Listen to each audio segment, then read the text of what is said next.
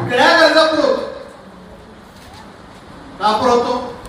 कारण तो हे जाणतो की आम्ही त्याच्या मंडळीतले आहोत. आमेन. कुठले आहात? मंडळीतले. यानं लक्षात ठेवा, मंडळीशी जुळून राहा, मंडळीवर प्रेम करत राहा, मंडळीमध्ये राहा. कारण हे अत्यंत महत्वाचं आहे. कारण ख्रिस्ताने पहिलं प्रेम जर कुणावर केलं असेल तर ते मंडळीवर केलेलं आहे. आणि त्याने वधस्तंभावर प्राण हा मंडळीसाठीच दिलेला, दुसरा कुणासाठी. आणि म्हणून मंडळीमध्ये राहणं, त्या द्राक्षमळ्यामध्ये राहणं अत्यंत गरजेचं आणि आवश्यक आहे. आणि मग मंडळीकडून अपेक्षा आहे की मंडळीने नेहमी देवाचा आदर आणि सन्मान करावा. आदर आणि सन्मान तेच करतात जे देवाच्या भयामधलं जीवन जगत आहे. आणि म्हणून देवाचं भय धरणाऱ्या व्यक्ती हे प्रकट करत असतो, हे दाखवत असतो देवाला की प्रभू मी तुझा आदर आणि तुझा सन्मान करणार आहे. आमेन. देव तीच अपेक्षा करतो आणि देवाची अपेक्षा मंडळीने नेहमी पूर्ण केली पाहिजे. देवाच्या भयामध्ये राहते. देवाच्या भयामध्ये राहणाऱ्यांना देव खूप आशीर्वाद देतो. शास्त्र जाऊ वाचतो मी, काय ते लोक आशीर्वादित होते. नोहा पहा, अब्राहम पहा, इसहाक पहा, याकोब पहा, याकोबाचा मुलगा पहा योसेफ, आशीर्वादित. अख्ख्या देशाला त्यांच्यावर देवाने आशीर्वादित केले. तुम्ही आणि मी अशी संतती आहोत, असे लोक आहोत की आमच्याद्वारे देव हजारो लोकांना आशीर्वाद द्यायला तयार आहे. आमेन. पण तसं आम्ही असलं पाहिजे. एक गव्हाचा दाणा जेव्हा खाली पडतो मरतो, तो अनेक दाण्यांना जन्म देतो. मरता मरता अनेकांना जन्म देणारा तो गव्हाचा दाणा असतो. आम्हाला हे शिकलं पाहिजे. आम्ही सुद्धा असंच अनेकांना जन्म देणारे, अनेकांना आशीर्वादाचं कारण असणारं झालं पाहिजे. आमेन. आमेन. आणि म्हणून आदर सन्मान करण्यासाठी काय करावं तर देवाचं भय धरलं पाहिजे. देवाचं भय धरणाऱ्यांना देव आशीर्वादित करतो. आणि मग बायबलमध्ये अनेक शास्त्र वचनं आहेत, अनेक वचनं आम्हाला प्रेरणा देणारे, अनेक वचनं आम्हाला प्रोत्साहन देणारे की आम्ही देवाचं भय धरावं. जुन्या काळातले लोक तुम्ही पहा, ते देवाचं भय धरणारे. मी नोहाचा काळाचा अभ्यास करतो, बऱ्याच वेळा विचार करतो. त्यांच्याकडे ना चर्च होतं, ना मंडळी होती, ना बायबल होतं, पण काय ते लोक देवाचं भय धरायचे. ते नेहमी हा प्रयत्न करायचे, देव जसं बोलेल तसं वागायचं, आचरण करायचं. आणि हे फार महत्वाचं आहे बरं की आम्ही सुद्धा असाच विचार करावा आणि आम्ही सुद्धा या भूतलावर ख्रिस्त येशूमध्ये आशीर्वादित व्हावं. Praise the Lord. हालेलुया. देवाच्या भय धरणं म्हणजे देवाचा सन्मान आणि आदर करणं. आणि जे लोक देवाचा आदर आणि सन्मान करतात, मला तुम्हाला सांगायचंय, त्या प्रत्येकाला देव आध्यात्मिक आणि व्यावहारिक आशीर्वाद देत असतो. तुम्ही ज्या वेळेस देवाचं भय धरून देवाचा आदर कराल, देव तुम्हाला आध्यात्मिक आशीर्वाद देतो. देव तुम्हाला व्यावहारिक म्हणजे जगातले आशीर्वाद देतो. आणि हे प्रॉमिसेस आहेत, अभिवचन आहेत शास्त्रामध्ये. आणि ती अभिवचन देव त्या त्या व्यक्तीच्या जीवनामध्ये पूर्णच करतो. कारण देव हा कधी खोटं बोलत नाही. देव हा पक्का आहे, वचनाला बांधलेला देव, शब्दाचा पक्का परमेश्वर आहे. मी करेल म्हणल्यावर करेल. अब्राहमाने 25 वर्ष वाट पाहिली, मधीच त्याला डगमगला, हागारीची एंट्री झाली, इथं कुठेतरी चूक झालेली आहे. आणि आम्ही पाहतो की परमेश्वर म्हणाला तुला मुलगा देईल आणि कुणाकडून देईल? सारेच्याच पोटी देईल. लक्षात ठेवा, अब्राहमा ती म्हातारी झाली तर तिला मरू देणार नाही, कारण तिच्या पोटीच इसाकाला जन्म. जो माझं भय धरून माझा आदर करेल त्याच्या घरामध्ये काय राहील? त्याच्या घरामध्ये काय? बोला की जोरात. धन संपदा. धन त्याच्याच घरात. धनाला सुद्धा माहित असतं कुणाच्या घरात राहायचं. जो देवाचं भय धरतो त्याच्या घरात राहायला धनाला पुन्हा आवडत, संपत्तीला पण आवडत. देव इथं राहा, कारण हा माझा भय धरणार आहे. Praise the Lord. धन संपदा त्याच्या घरी असते. धनाला बरकत त्याच्या घरामध्ये असते. देव त्याच्या घरामध्ये धन देतो, पण कधी देतो? जेव्हा आम्ही भय धरून देवाचा सन्मान करायला शिकतो. जो व्यक्ती देवाचा सन्मान करत नाही तो व्यक्ती देवाचा अपमान करणारा असतो. तुमचा जर कोणी चार चौकाचा अपमान केला, कोणाच्या दारात गेल्यानंतर कोणी तुमचा अपमान केला, तर तुम्हाला मनाला लागतं, तुम्ही दुःखी होता. तुम्ही म्हणता या व्यक्तीबरोबर मला संबंध ठेवायचा नाही, या व्यक्तीबरोबर मला बोलायचं नाही, कुठल्याही कार्यक्रमाला या व्यक्तीच्या घरी मी जाणार नाही, कारण त्याने माझा चार लोकांच्या दारामध्ये अपमान केलेला. जर तुम्हाला ही भावना निर्माण होत असेल, तो सर्व जगाचा निर्माण करता देव. त्याचा जर तुम्ही अपमान कराल तर त्याला काय वाटत असेल याचा विचार. अपमानाच्या विरोधात दुसरा जर शब्द काय असेल तर सन्मान, आदर. देवाचा अपमान होऊ देऊ नका, देवाचा सन्मान व्हायला पाहिजे. चार लोकांमध्ये आपण देवाला उंच केलं पाहिजे. आमेन.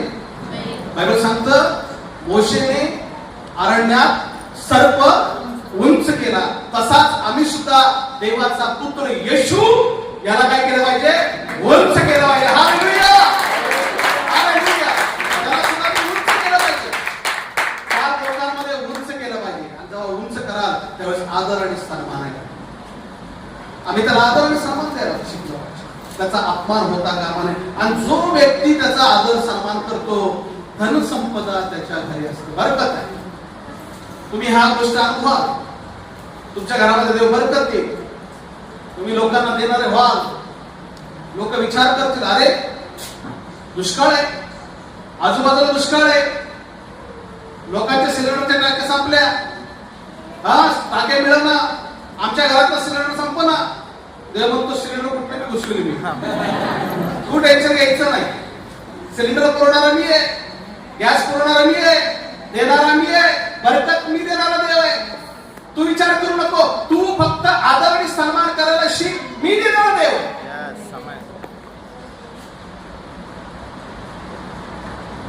इसाकाने दुष्काळामध्ये पेरणी केली. कुठला शेतकरी दुष्काळात पेरणार नाही. बायबल सांगतं उत्पत्ती 26 घरी जाऊन वाचा, वाचा, वाचा, वाचा, मनन करा, देवाला धन्यवाद द्या. कारण इसाकाला माहित होतं माझ्या बापाचा देव म्हणजे अब्राहमाचा देव, जो माझा देव आहे तो दुष्काळात सुद्धा देऊ शकतो. कधी देतो? जेव्हा मी त्याचा सन्मान करेन. दुष्काळात पेरणी केली, बायबल सांगतं त्याच वर्षी दुष्काळामध्ये सुद्धा देवाने त्याला 100 पटीने आशीर्वाद दिला. आमेन, आमेन, हालेलुया. हे अशक्य कुठल्याही शेतकऱ्याला जाऊन विचारा. सुकाळात चांगला पाऊस पडून सुद्धा, चांगलं खत पाणी टाकून सुद्धा 100% मिळत नाही. पण देवाची जर मर्जी असेल या मुलाला द्यायचंय, बापा येतो, बापाचा बाप कोण होणार? कळत आहे का? देवाला कोण अडवणार? द्यायचं. इसाकाला 100 पटीने देवाने दिलं आणि सगळ्या देशातल्या लोकांनी पाहिलं आणि ते त्याचा हेवा करू लागले. आमेन, हालेलुया. तुम्हाला देवाने इतकं द्यावं, इतकं द्यावं. माझी प्रार्थना आहे, माझं मागणं आहे, येशूच्या नावात तुम्हाला द्यावं. हात मी तुमच्याकडेच केलाय. इतकं द्यावं की जगातल्या प्रत्येक समाजाने बघावं, त्यांना हेवा वाटावं. काय यांना ख्रिस्ताने आशीर्वादित केले, किती यांना भरभरून दिलं, किती यांचं चांगलं केलेलं आहे, किती यांचं कल्याण केलेलं आहे परमेश्वराने. हे कधी होईल प्रियाला माहिती? ज्यावेळेस त्याचा आदर आणि सन्मान. माझ्या प्रभूची प्रार्थना चांगली, मी डोळे मिटले पाहिजे. अरे ते लहान लेकरू प्रार्थना करते, अरे पण ते लहान असू दे, ते माझ्या येशूची प्रार्थना करते, माझ्या प्रभूची प्रार्थना करते. त्याच्या तोंडामध्ये माझ्या देवाचे शब्द आहेत आणि सन्मानाने डोळे झाकेल, आदराने शांत राहील. मी या विचाराचा व्यक्ती आहे बरं का. ते लहान आहे, शेंबडे, त्याला काय कळते, आता तर आले, असं मी कधी विचार करतो. माझ्या प्रभूची प्रार्थना करणार, आपण रिस्पेक्ट केला पाहिजे. त्याच्या प्रार्थनेचा रिस्पेक्ट म्हणजे कुणाचा रिस्पेक्ट आहे? देवाचा रिस्पेक्ट. एखादा मुलगा ठिकाणी उभा राहिला, तो बोलत असताना अरे त्याला येशूच्या नावात उभं राहिलेलं, आपण त्याचा सन्मान करायचा. त्याचा सन्मान नाही, तो ज्या देवाच्या नावात उभा राहिला आहे त्या देवाचा सन्मान आणि आदर आहे. हे आपण शिकलं पाहिजे. आपण शिकत नाही आणि आपण काय म्हणतो, देवा 100 पटीने त्याला दिलं, सुधर जरा सुधर जरा, नुसतंच ते इसाकासारखा आशीर्वाद पाहिजे तुला, हो पाहिजे तर आदर कर, सन्मान कर, भर कर, ते नाही जमत. आपण फक्त देवा मला आशीर्वाद दे, बरं देव कसा दिलो हे कर म्हणजे ते मिळेल. बघा ऍक्शन केले तर रिएक्शन असते. म्हणजे उदाहरण सांगतो, ऍक्शन केल्यानंतर रिएक्शन कसं असतं, चिखल आहे, ऍक्शन काय आहे, असा पोटात दगड घ्यायचं आणि असा चिखलावर मारायचं. रिएक्शन काय असते बरं, चिखल शांत असतो, पण तुम्ही जर ऍक्शन केली, रिएक्शन तुमच्याच तोंडावर चिखल उठतो. ही रिएक्शन आहे का नाही, बरोबर आहे का नाही, बरोबर आहे का, हे सत्य आहे. चिखल जर आपल्यावर रिएक्शन तसंच आहे. तुम्ही जेव्हा नीट ऍक्शन कराल, नीट देवाशी वागाल, देवाचा सन्मान कराल, रिएक्शनच्या बदल्यामध्ये देव म्हणतो धनसंपदा तुझ्याकडे असते. आमेन. धनसंपदा तुझ्या घरामध्ये राहील आणि त्याचे नीतिमत्व सर्व काळ नीतिमत्व टिकेल आणि तुम्ही पण कायम टिका. Hallelujah, hallelujah. तुम्ही सुद्धा कायम टिकलं पाहिजे, आहे का नाही, प्रभूमध्ये टिकलं. आणि टिकणं हा एक आशीर्वाद आहे.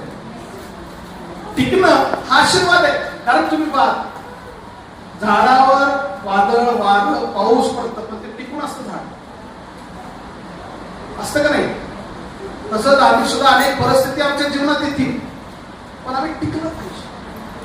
त्या मार्गामध्ये टिकून राहणं, टिकणं हा आशीर्वाद आहे. त्याचं नीतिमत्व सर्व काळ टिकेल. म्हणजे देव म्हणतो हे टिकलं पाहिजे, देवाचा आशीर्वाद आहे टिकणं.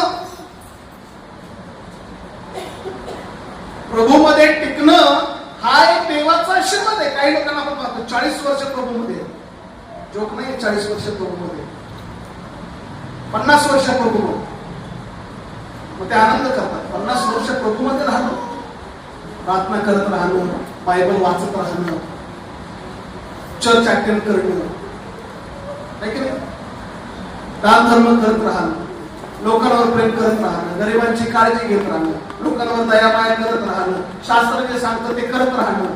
40 वर्ष नो बोरिंग, कंटाळा नाही. 50 वर्ष कंटाळा नाही. त्यांना बोर वाटतच नाही. चर्चमध्ये यायला सुद्धा बोर वाटत नाही. काही लोकांना बोर वाटतं चर्चमध्ये. आमचं जर प्रभूवर प्रेम आहे, आम्ही जर त्याचा आदर सन्मान करणार आहे, आम्हाला बोर वाटलंच नाही पाहिजे. आमचा मोबाईल उघडून आम्ही गेम खेळणं, टाइमपास करणं, चर्चमध्ये बसून किती मोठा अपमान आहे देवाचा. अहो देवाच्या घरात येऊन देवाकडे लक्ष नाही, तुम्ही नाही. तुम्ही चर्चमध्ये येता, देवाच्या घरात येता, मागे बसून मोबाईल उघडून गेम खेळता आणि व्हिडिओ बघता. म्हणजे देव वरून पाहतो. तो मुलगा म्हणला देव बसणं उठणं पाहतो, देव तुमचे मोबाईल पाहतो आणि तुम्ही गेम खेळता. म्हणजे त्याचा सर्रास काय करता, काय करता, अपमान.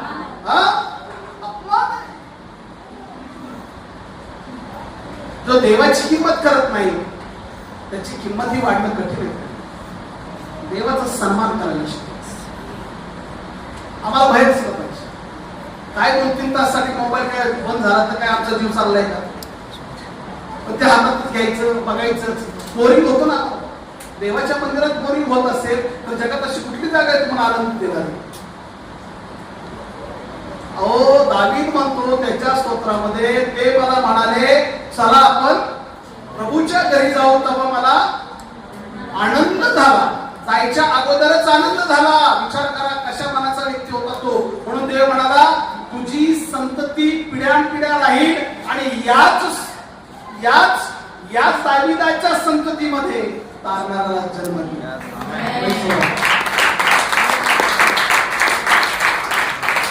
दाविदाचा वंश देवाने खुंटून दिला नाही.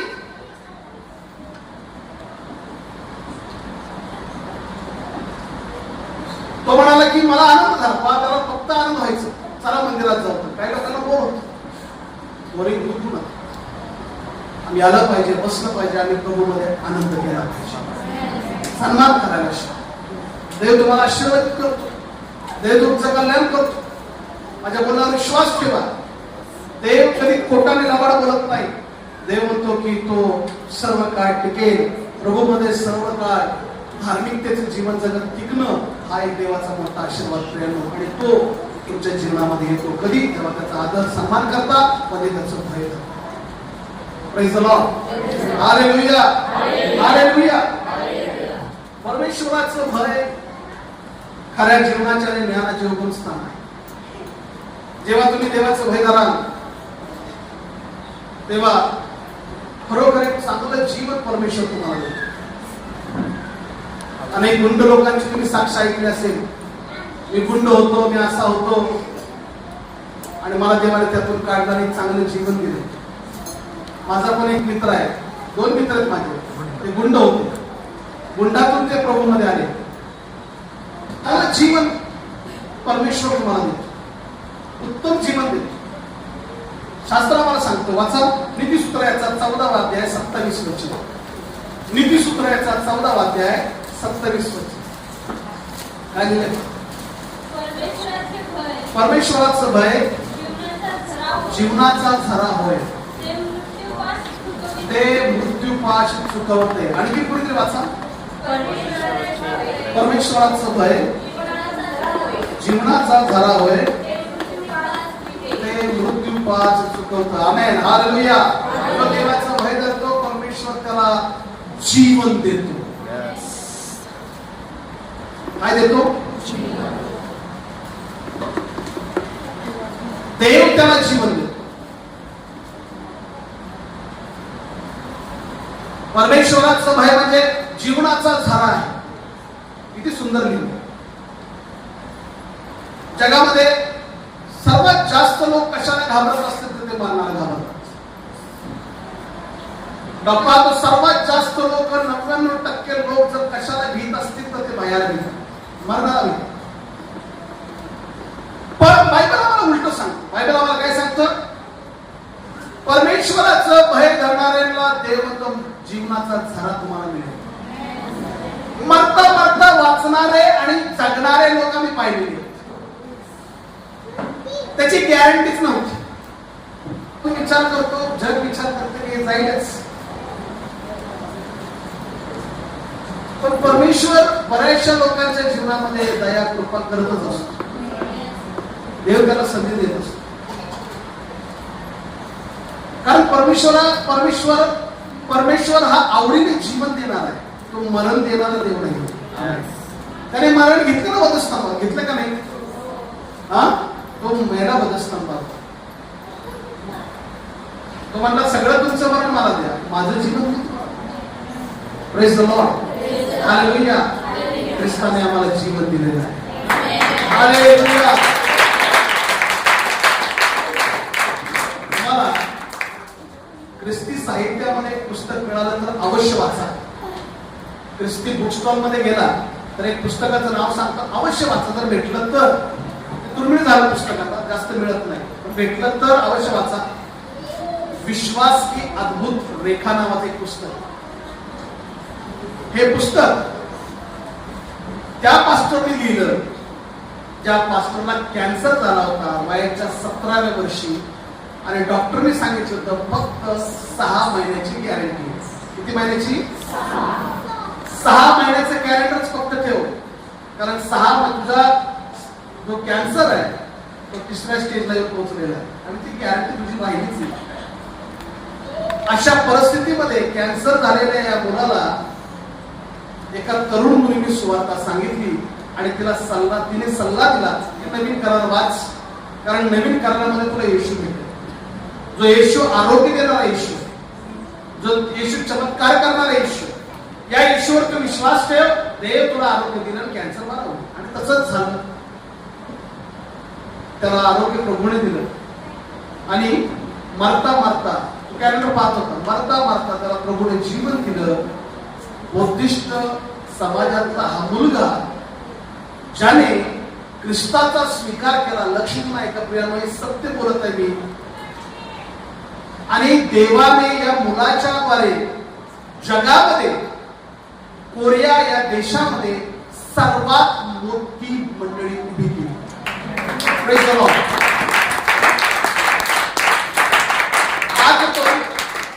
आज पण जगामध्ये त्या पास्टरांचीच पहिली मंडळी, जगामध्ये 1 नंबरची मंडळी आहे. Praise the Lord. Hallelujah. भव्य दिव्य. आज तर तुम्ही जर युट्यूबला गेला आणि डेव्हिड यंगेचर किंवा पॉल यंगेचरची चर्च पाहिलं तुम्ही, इतकं ब्युटिफुल चर्च त्यांनी बांधलेलं आहे. जगात 1 नंबरची चर्च हे कोरियामध्ये आहे, 2 नंबर अमेरिकेमध्ये आहे आणि 3 नंबर आपल्या हैदराबादमध्ये. अवश्य जा, मी स्वतः पाहणार. एक 17 वर्षाचा मुलगा मरता मरता ज्याने येशूचा स्वीकार करून प्रभूने त्याला जीवन दिलं आणि त्याच्यावर एक मोठी मंडळी जगात उभी केली. अशा व्यक्तीचं मी का सांगितलं? कारण त्याला लोकांनी सांगितलं तू मरणार आहेस, तुला कॅन्सर झालाय. डॉक्टर म्हणाले नो गॅरंटी, पण प्रभू म्हणाला तू भय धरलं तर मी तुला जीवन देणार.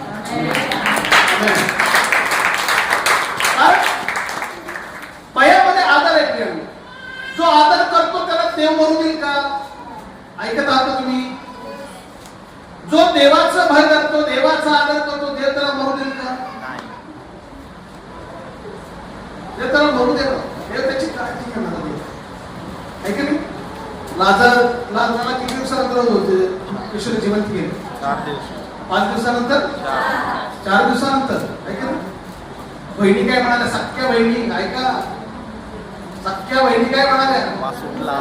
हा, याला वास सुटला असेल, याला दुर्गंधी येत असेल, ऐका, सुटला असेल, त्याला खोलता कशाला कबरेत? येशू म्हणाला मी तिथं जाईल, तिथं लोकांना जीवनच मिळणार आहे. हालेलुया. प्रभूमध्ये जीवन आहे, ख्रिस्तामध्ये जीवन आहे. परमेश्वर जीवन देणारा परमेश्वर. परमेश्वराचं भय म्हणजे जीवनाचा झरा आहे. झरा पाहिला तुम्ही? Praise the Lord. झरा पाहिला का? आणि झरा सगळ्यांना आवडतो, नाही की नाही? सगळ्यांना आवडतं का नाही? आवडतं का नाही आवडत? सगळ्यांना झरा आवडतो. किती छान वाटतं. झऱ्यातून नवनवीन पाणी येत असतं. जीवनामध्ये तुम्हाला नवनवीन परमेश्वर अनुभव देईल, नवनवीन आशीर्वाद देव तुम्हाला देईल. सुंदर असं जीवन परमेश्वराद्वारे आहे. आमेन, आमेन, हालेलुया. येशू ख्रिस्त म्हणतो मार्ग, सत्य आणि जीवन मीच आहे. आमेन. Praise the Lord. कसलं जीवन? रडके जीवन नाही, आनंदी जीवन, समृद्धीचं जीवन, भरभराटीचं जीवन मीच आहे. आणि जो माझ्याकडे येतो त्याला उत्तम तो परमेश्वर दिल्याशिवाय. Amen. Praise the Lord. Hallelujah. आणि म्हणून परमेश्वराच्या भयामध्ये काय आहे? जीवन आहे. दुसरी गोष्ट, परमेश्वराच्या भयामध्ये ती मुलगी बोलली त्याप्रमाणे नीतिसूत्र 9 अध्याय 10 वचनात लिहिलेली गोष्ट आहे. नीती 9:10. दुसरी गोष्ट, परमेश्वराचे भय ज्ञानाचा आरंभ होय आणि परम पवित्राला ओळखणे ही शुद्धता होय. Praise the Lord. परमेश्वराचं भय ज्ञानाचा आरंभ होय आणि परम पवित्राला ओळखणे हीच शुद्धता होय. आमेन. जेव्हा जेव्हा भय धराल, सन्मान कराल, परमेश्वर म्हणतो की मी त्याला उत्तम असं ज्ञान देईन. आमेन. नुसतं जीवन असून काय उपयोगाचं आहे तुम्हाला ज्ञान नसेल तर? जीवन पण असावं आणि जीवनामध्ये चांगलं ज्ञान पण असलं. अज्ञान आम्हाला बंधनात ठेवत असतं, अज्ञान आम्हाला अंधारात ठेवत असतो. ऐका, लक्षातून ऐकायचं. अज्ञान आम्हाला मागास बनवत असत. पुढची आदरणीय स्टोरी आहे. आंबेडकर मरताना त्यांच्याकडे 50,000 पुस्तकं होती. किती पुस्तक होती? त्यांच्या लायब्ररीमध्ये, त्यांच्या घरामध्ये त्यांनी लायब्ररी केली होती. त्याची 50,000 पुस्तकं. एक महार समाजातला गरिबीतला मुलगा ज्याला हे कळालं, जर मला ज्ञान असेल तर मी अज्ञानात राहणार नाही. जर मला ज्ञान असेल तर मी मागास राहणार नाही. जर चांगल्या लोकात मला उठायचं बसायचं जर असेल तर मला ज्ञान पाहिजे, मला वाचलं पाहिजे, मला अभ्यास केला पाहिजे. इथं बसलेल्या सर्व तरुण मुला मुलींना माझं सांगणं आहे, तुम्ही बायबल बरोबर एका हातामध्ये बायबल धरलं पाहिजे आणि दुसऱ्या हातामध्ये अभ्यासाचं पुस्तक धरलं पाहिजे. नुसतं एका साईडला करू नका, बायबलचा अभ्यास केलाच पाहिजे. कारण बायबलमध्ये सत्य आहे, बायबलमध्ये जीवन आहे, बायबलमध्ये अनेक आशीर्वाद आहे. बायबलचा अभ्यास केलाच पाहिजे आणि कसून केला पाहिजे. त्याबरोबर दुसऱ्या हातामध्ये तुमच्या शालेय जीवनातलं पुस्तक असलं पाहिजे. तुमच्या शाळेचं कॉलेजचं पुस्तक तुमच्याकडे असलं पाहिजे. कारण एक जगातला व्यक्ती जो मागास आहे, ज्याला समाज, त्यांना हे सत्य कळालं की जर मला ज्ञान असेल तर मी चांगल्या लोकांमध्ये उठणार बसणार आहे. आणि खरोखर तुम्ही पहा त्यांची जी प्रगती आहे ते पार्लमेंटमध्ये गेले, जी कायद्याची कमिटी बनवण्यात आली, कायदा बनवला, भारत देशासाठी कायदा बनवण्यात, त्या कमिटीमध्ये त्यांना घेण्यात आलं. आणि मग त्यांनी मिळून, जे कमिटीचे लोक मिळून, एकट्याने कायदा बनवला नाही आंबेडकरांनी, त्यांच्याबरोबर सुद्धा 2-3 लोक हुशार होते, त्या टीमनी मिळून तो कायदा बनवला आपल्या भारत देशाचा. पण एक सर्वसामान्य घरातला मुलगा इतक्या उंच शिखरावर जाण्यामागचं कारण काय होतं माहिती? एकच कारण होतं, तर हे कळालं होतं, ज्ञान अत्यंत महत्वाचं आहे. जगातल्या माणसाला कळतो, आमच्या हातामध्ये बायबल आहे, आम्ही सुद्धा हे समजलं पाहिजे की ज्ञान अत्यंत गरजेचं आहे आणि ज्ञान परमेश्वर देतो. आमेन, आमेन, हालेलुया. राजमहालातला मुलगा राजकुमार शलोमोन राजा, त्याने वैभव पाहिलं नव्हतं का? वैभव पाहिलं होतं का नाही? वैभव पाहिलं, घरदार पाहिलं, सगळं पाहिलं, राजकारण पाहिलं. जेव्हा देव त्याला गिबोन नावाच्या डोंगरावर भेटला, ऐका बरं का, देवाचं दर्शन झालं. देव म्हणतो तुला काय पाहिजे?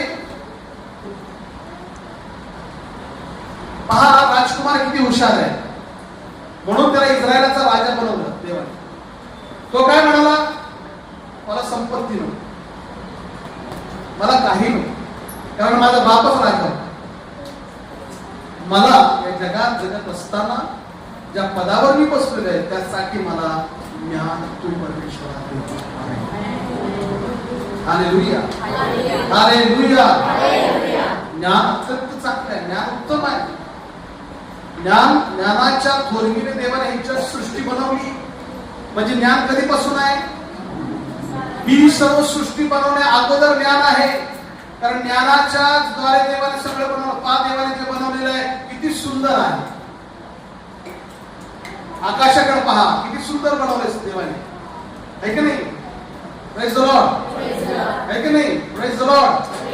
किती सुंदर बनवलंय. आंब्याच्या झाडाला एवढा आंबा आणि भोपळ्याच्या वेळेला केवढा भोपळा, एवढा मोठा भोपळा. एक शहाणा म्हणाला काय देवाला अक्कल आहे का? देवाला काय ज्ञान बी नाही का? एवढं मोठं आंब्याचं झाड आणि त्याला एवढेच आंबे लावले देवाने, आणि वेल असा एवढा समोर तुकडा असा, आणि त्या वेलाला भोपळा केवढा मोठा, एवढा मोठा भोपळा. देवाला काही डोकंच नाही म्हणतात. त्या दिवशी देवाने त्याला आंब्याच्या खाली झोपवलं. त्याला गार झोप लागली आंब्याच्या झाडात, वरून आंबा पाडला डोक्यात. आणि नंतर देवाने त्याला विचार दिले. तो म्हणतो अरे बापरे, या जागी जर भोपळा असतं तर काय झालं असतं? आंब्याच्या जागी मोठा भोपळा असता तर माझ्या डोक्याची तर वाटच लागली असते. देवाने जे केलं ते फार ज्ञानाने विचारपूर्वक केलेलं आहे. आमेन. देव जे काही करतो, देव जे काही करतो ते फार विचारपूर्वक देवाने केलेलं. तुम्ही असं समजू नका हे असंच काय केलं देवाला कळत नाही का? देवाला सगळं कळतं. देवाला सगळं कळतं आणि देव विचारपूर्वक प्रत्येक गोष्ट जगामध्ये. आमेन. कारण देवाकडे ज्ञान आहे. आमेन, हालेलुया. परमेश्वराचं भय ज्ञानाचा प्रारंभ आहे. देवाच्या भयात राहून जर देवाचा आदर आणि सन्मान कराल तर देव तुम्हाला काय देईल? ज्ञान. काही लोकांना जगण्याचं सुद्धा ज्ञान नसतं. Hallelujah, hallelujah. आहे की नाही? ज्ञान असावं का?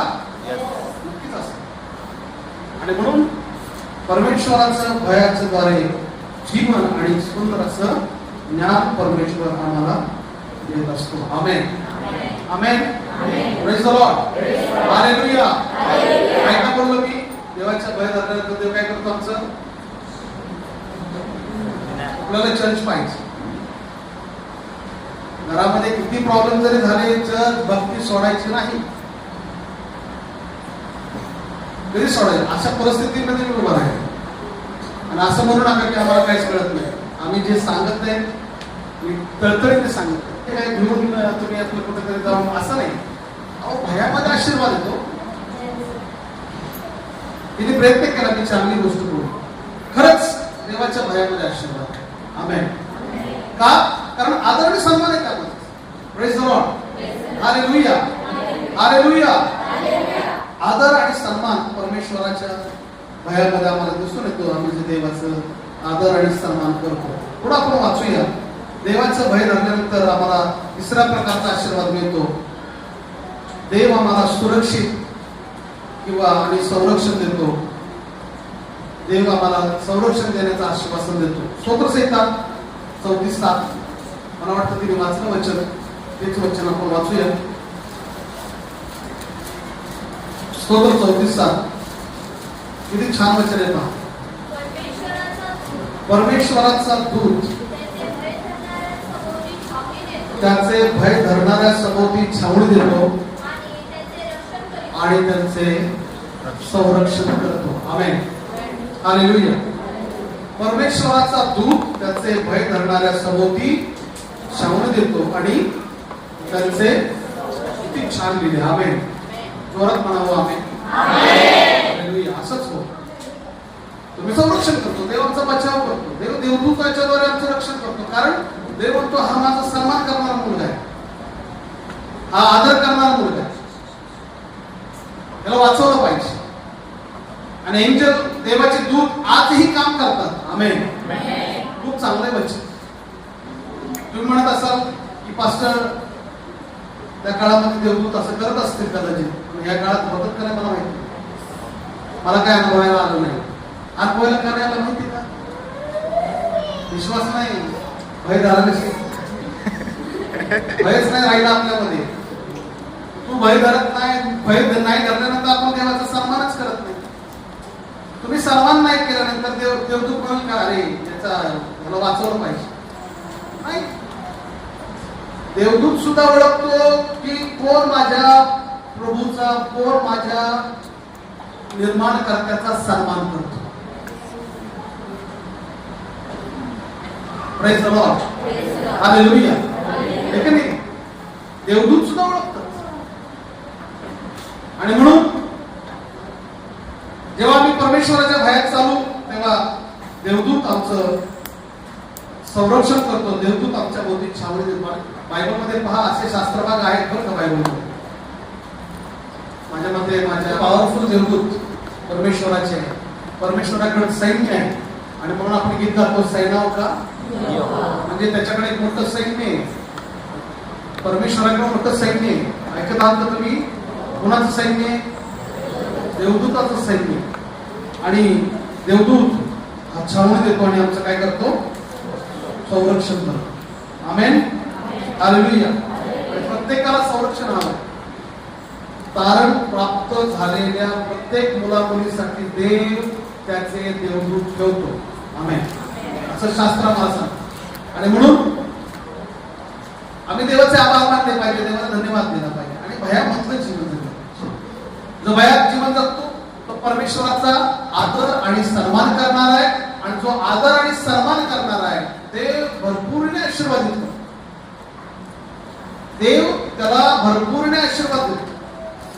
मी जे बोलत आहे त्याच्यावर विश्वास ठेवा की देव तुम्हाला आशीर्वादित करणार देव आहे. आमेन, हालेलुया. नीती 14:20.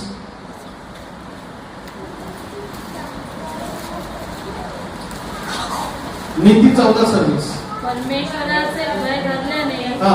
विश्वास दृढ होतो हा. आणि ज्याच्याठायी विश्वास असतो त्याच्या मुलांना ते आश्रयस्थान होते. Praise the Lord. काय किती सुंदर लिहिले पहा. परमेश्वराचं भय धरल्याने श्रद्धा, त्यात तुम्ही काय लिहिले? विश्वास लिहिले. हा? श्रद्धा, विश्वास दृढ होतो. आणि पुढे काय लिहिले? ज्याची श्रद्धा किंवा विश्वास दृढ असेल त्याच्या मुलांना ती आश्रयस्थान आहे. आमेन. देव म्हणतो मी तुमचा काय आहे? आश्रयस्थान. आश्रयस्थान म्हणजे काय? देव म्हणतो तुम्ही माझ्याकडे या, मी तुम्हाला विसावा देईन. तुम्ही खूप कष्टी आहात, तुम्ही खूप दुःखी आहात, या माझ्याकडे. आपल्याला या म्हटलं की आपण दोन बोलतो मागे पळतो, लांब जातो. ते म्हणतो या, है की नाही? या. आपण मी नेहमी म्हणतो चर्चला या, प्रार्थनेला या. आम्ही काय म्हणतो? कारण देव म्हणतो मी तुमचा आश्रयस्थान आहे, मी तुम्हाला विसावा देणारा परमेश्वर. किती सुंदर वचन आहे मध्ये 11:28 मध्ये. अहो कष्टी आणि भाराक्रांत जण हो, तुम्ही सर्व माझ्याकडे या, माझ्याकडे या, म्हणजे मी तुम्हाला. लोक म्हणतात रविवारचा पण विसावा नको, मला डबल काम करायचं. बाहेर धरल्यानंतर श्रद्धा दृढ होते, विश्वास दृढ होतो आणि मुलांना ती आश्रयस्थान होते. Praise the Lord. Hallelujah. Hallelujah. आणखी एक वचन वाचा, नीती 10:27. आम्हा सगळ्यांना काढू दे, सगळ्यांना काढू दे. वाचा, खूप छान वचन आहे बरं, खूप छान. आपण एकत्र वाचू वाटलं असतं. काढलं सगळ्यांनी? हा. नीतिसूत्राचा 10वा अध्याय 27 वचन. स्टार्ट. परमेश्वराचे भय आयुष्य वाढवते, पण दुर्जनांची वर्षे कमी होतात. काय लिहिले? परमेश्वराचं भय आयुष्य. नाही बाळत साहेब काजू बदाम खाल्ल्यावर आयुष्य वाढतं. हा, लोकांना वाटत नाही अच्छा खान, अच्छा खायचं काय, अच्छा नाही. अहो गल्ल्यात मी म्हणलं मी अच्छा आहे, गल्ल्यात त्याला बरोबर आता भुगा. कुणी मारला गल्ल्यात त्याला? गल्ल्यात काय म्हणलं असेल मी बॉडी बिल्डर आहे, बोलल्यात मला कुणी हटवू शकत नाही, बिमारी भी कुछ नाही कर सकते. दहावीत उभा राहिला, दहावी. लोकांना काय वाटतं आयुष्य कशाने वाढतं? चांगलं सात्विक खा, हे खा, तूप खा. याचा अर्थ असं नाही की तुम्ही खाऊ नका आणि तुम्ही काय गप असणार नाही, मला हे माहिती. तुम्ही खाणारच, पण आयुष्य देव वाढवत असतो. चांगलं आयुष्य देव देतो. बायबलमध्ये 900 वर्ष जगणारे लोक होते. तुम्ही म्हणाला उधर कब का टाइम खाना पिना है, वो टाइम पे. असं काय नसतं. आता तर लय व्हरायटी आणि खायला. त्या काळात त्यांना काय आता मला पिझ्झा माहित होता, पिझ्झा बर्गर आता मला माहित होता का? काहीच माहित नव्हतं. आता काय व्हरायटी खायला. आणि बघा सकाळपासून रात्रीपर्यंत चरत असतात, 12 वाजेस्तोवर ऑनलाईन चरत असतात. नुसतं मागवून खा. कधी कधी आराम हवा. ते बाकीचे लोक म्हणत असतील हे नका, लय लकी लोक आहेत बरं का, काय काय खातात. आमच्या वेळेस काय होतं, जनावर मारून खा. आता काय आयटम खायला लागले, गुलाबजामुन. त्यावेळेस कुठे गुलाबजामुन आहे की नाही? बऱ्याच लोकांना वाटतं जास्त खाल्लं आयुष्य वाटतं. नाही, इथे लिहिले परमेश्वराचं भय आयुष्य वाढवते, पण दुर्जनांची वर्ष कमी होतात. कोणाचे वर्ष देव कमी करतो आणि कोणाचे वर्ष जगलं पाहिजे. कशामुळं? भय धरणार आहे, आदर करणार आहे, देवाचा सन्मान करणार आहे. देव त्याचं आयुष्य वाढणार आहे. शास्त्रामध्ये एक राजा मरत असताना एक संदेश म्हणा, तू मारणार आहे, आवर सगळं आवरून नाही. तू लागला राजा रडायला, भिंतीकडे तोंड करून रडायला लागला. ऐका, राजा रडतो का? हा, भिंतीकडे तोंड करून रडायला लागला. तू म्हणाला देवा मी काय काय केलं तू आठव, मी चांगलं वागले, तू चांगली कर्म आठव, मला जीवन दे. यशया चौकात जास्त यशयाला देवाचं वचन प्राप्त झालं. काय झालं? जा राजाला सांग मी आयुष्य वाढवले. किती वर्षांनी? 15 वर्षांनी आयुष्य वाढवले. करेक्ट 15 वर्षानंतर 16 वर्ष तुम्हाला. पण इथून 15 वर्ष तुझं आयुष्य. किती छान. 15 वर्ष कमी नसतात आहे का नाही? कमी असतात का? 15 वर्ष भरपूर. देवाने 15 वर्षांना आयुष्य वाढवलं. या ठिकाणी परमेश्वराचं भय आयुष्य वाढवतं, पण गुरुजनांचे वय वर्ष कमी होतात. ज्या त्यावेळेस भय धरून सन्मान कराल त्यावेळेस देव तुमच्या आयुष्याला आशीर्वाद. आमेन आमेन. तुमचं आयुष्य देव आशीर्वाद करतो. काही जुने लोक तुम्ही पहा, आज पाहिलं शिकले काही गोष्टी तिला वाचता अनपड आहे, पण नवीन करार नेहमी तिच्या बॅगेमध्ये. बाजारात कोणाचं आजी तुला वाचतात हे काय? हे देव बाप्पाचं आहे, मला जीवन दिले देवा.